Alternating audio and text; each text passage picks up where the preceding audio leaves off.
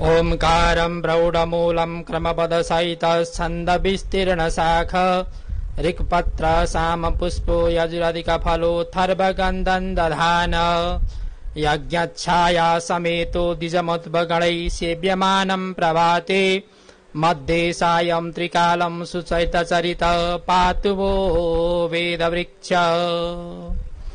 ॐ श्री परमात्मने नमः। समादरणीय सज्जन भक्तवृंद, यहाँ सर्वप्रथम ओमकारेश्वर पांचायन देवताहरूमा मेरो कोटि कोटि नमन छ। राष्ट्रदेव पशुपतिनाथ, पराम्बा शक्ति जगत जननी दुर्गा माता, गुह्य काली माता, दक्षिण काली माता, पाथिभरा माता लगायत समस्त शक्तिपीठहरूमा मेरो कोटि कोटि नमन छ। पशुपतिनाथ, स्वयम्भुनाथ, चन्दननाथ, गोरखनाथ जस्ता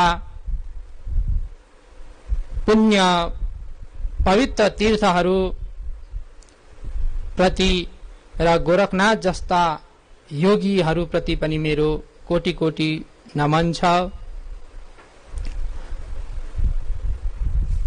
यो कालाग्नि रुद्रपीठ हामी लड्केश्वर भगवान कालाग्नि रुद्रपीठ कालाग्नि रुद्र भगवानलाई पनि मेरो कोटि कोटि नमन छ। साथमा कालाग्नि रुद्रपीठका पीठाधीश गुरु मुकुन्द शर्मा गुरुदेव प्रति पनि मेरो हार्दिक नमन छ। र यो क्षेत्रका स्थानीय देवता, ग्राम देवता, वास्तु देवताहरूप्रति मेरो कोटि कोटि नमन छ।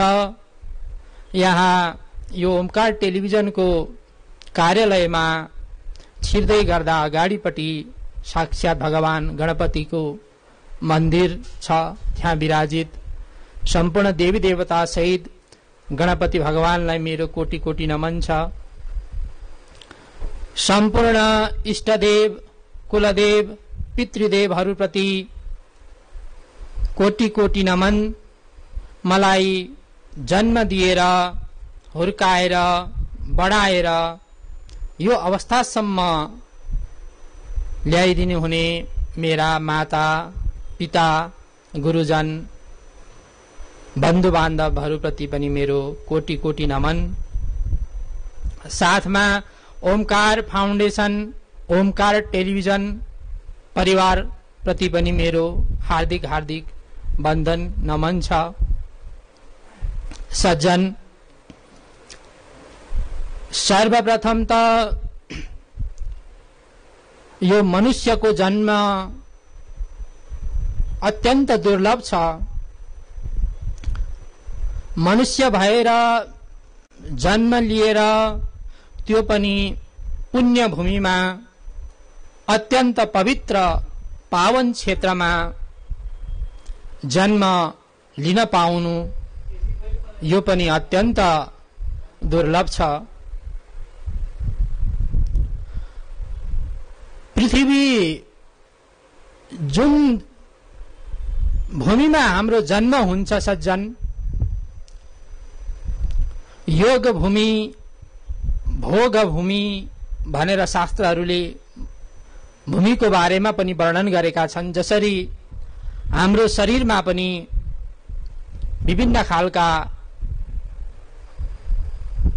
अंगहरू, कुनै अंगलाई स्पर्श गरियो भने हात धुनु पर्ने, कुनै अंगलाई स्पर्श गरेर न्यास आदि कर्म गर्नुपर्ने, त्यस्तै पृथ्वी पनि हरेक प्रकारकी हरेक कोटिमा विभाजित भएकी छिन्। त्यसमा विशेषतः जम्बूद्वीप, भारतवर्ष, भरतखण्ड, त्यो पनि नेपाल, जहाँ स्वयम्भुलिङ्ग पशुपतिनाथ भगवान विराजित हुनुहुन्छ।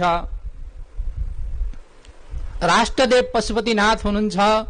यस्तो पवित्र भूमि, पुण्य भूमिमा जन्म पनि त्यत्तिकै पाइँदैन सज्जन। हामीले गरेका पूर्व जन्ममा गरेका सत्कर्म, पुण्य कर्महरूको जब उदय हुन्छ, भाग्योदयेन बहुजन्म समर्जितेन, अनेकौं जन्मको शुभ कर्म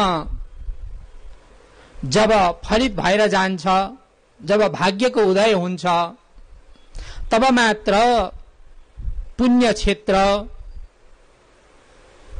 पुण्य भूमि यस्तो हामीलाई प्राप्त हुन्छ। अहिले सज्जन कति व्यक्तिहरूले भनेको सुनिन्छ, यो हाम्रो त अब आफ्नो ठाउँलाई, आफ्नो माटोलाई, आफ्नो भूमिलाई नचिन्दाको परिणाम पनि हुन सक्छ। हामी योग भूमिमा,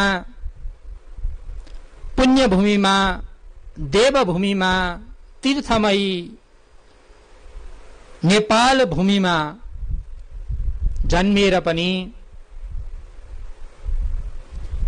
भोग भूमिको अभिलाषा लिएर यत्र तत्र भड्किरहेका छौं, यत्र तत्र घुमिरहेका छौं सज्जन।